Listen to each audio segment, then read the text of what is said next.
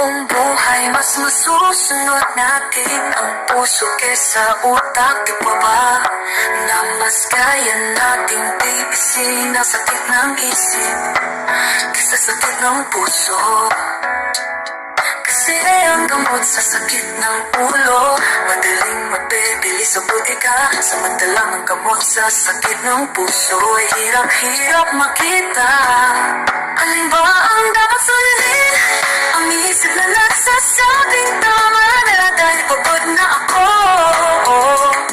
o ang puso na nagsasabing okay lang kasi mahal ko siya. Sa isip mo galit ka, pero sa puso mo hindi mo kayang mawala siya. Tama ba? Minsan ang sinasabi ng isip iba sa nilalaman ng puso, kaya pati damdamin nalilito.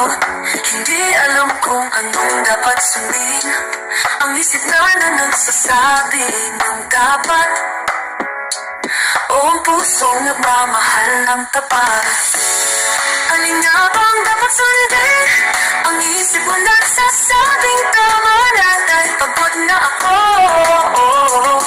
o ang puso na nagsasabing okay lang kasi mahal ko siya. Alin nga bang dapat sundin? Tanong lang mga nalilito, puso ba o isip? Sinabi ng ating puso na mahalin ko pa rin siya, pero ang aking isip sinasabing wag na.